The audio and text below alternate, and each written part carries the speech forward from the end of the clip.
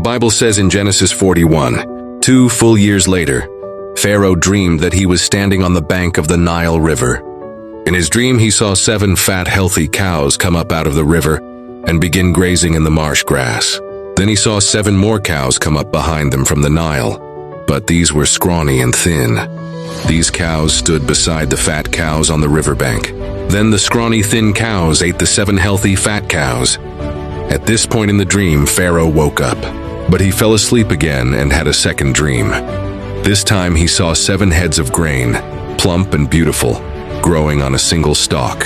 Then 7 more heads of grain appeared, but these were shriveled and withered by the east wind. And these thin heads swallowed up the 7 plump, well-formed heads. Then Pharaoh woke up again and realized it was a dream. The next morning, Pharaoh was very disturbed by the dreams. So he called for all the magicians and wise men of Egypt. When Pharaoh told them his dreams, not one of them could tell him what they meant.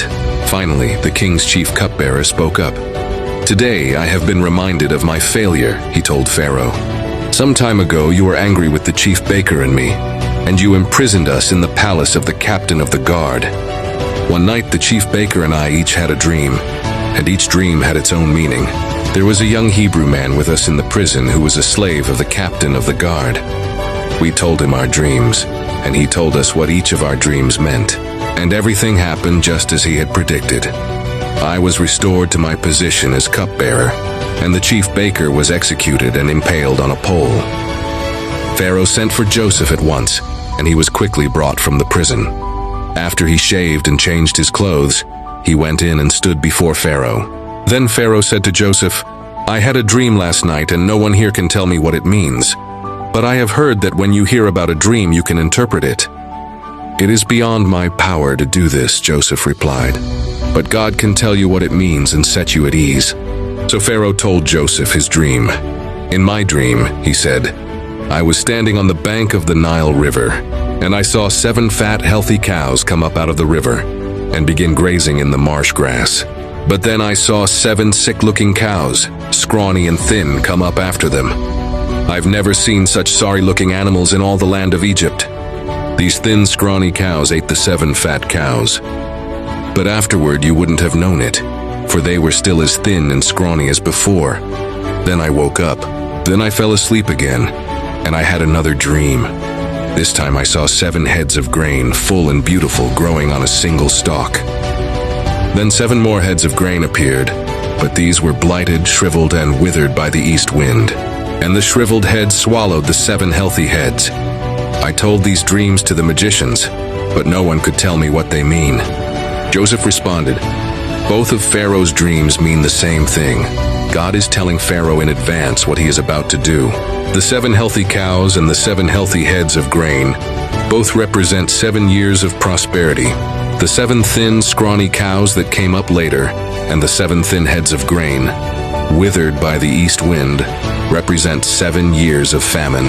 This will happen just as I have described it, for God has revealed to Pharaoh in advance what he is about to do. The next 7 years will be a period of great prosperity throughout the land of Egypt. But afterward, there will be 7 years of famine so great that all the prosperity will be forgotten in Egypt. Famine will destroy the land. This famine will be so severe that even the memory of the good years will be erased. As for having 2 similar dreams, it means that these events have been decreed by God, and he will soon make them happen. Therefore, Pharaoh should find an intelligent and wise man and put him in charge of the entire land of Egypt.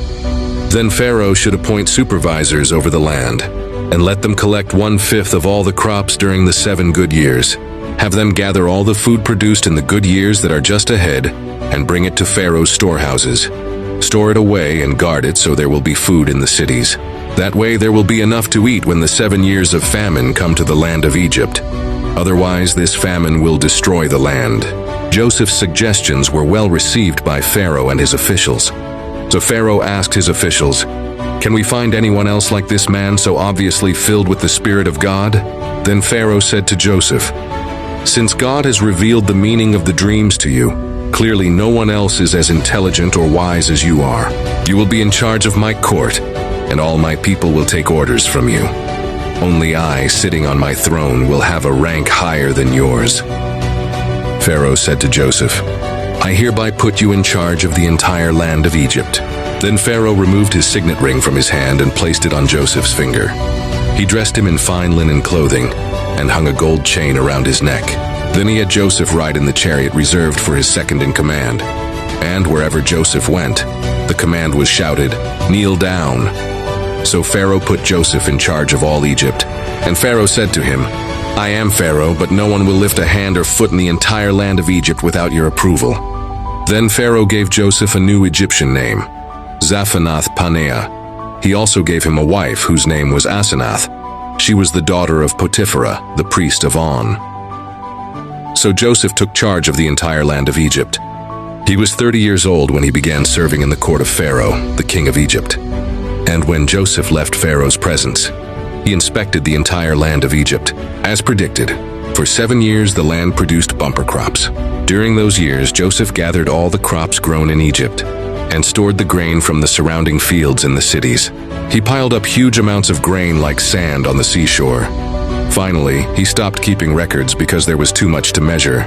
During this time, before the first of the famine years, 2 sons were born to Joseph and his wife Asenath, the daughter of Potiphera, the priest of On. Joseph named his older son Manasseh, for he said, "God has made me forget all my troubles and everyone in my father's family." Joseph named his second son Ephraim, for he said, "God has made me fruitful in this land of my grief." At last the 7 years of bumper crops throughout the land of Egypt came to an end. Then the 7 years of famine began, just as Joseph had predicted. The famine also struck all the surrounding countries, but throughout Egypt there was plenty of food. Eventually, however, the famine spread throughout the land of Egypt as well. And when the people cried out to Pharaoh for food, he told them, "Go to Joseph and do whatever he tells you." So with severe famine everywhere, Joseph opened up the storehouses and distributed grain to the Egyptians, for the famine was severe throughout the land of Egypt.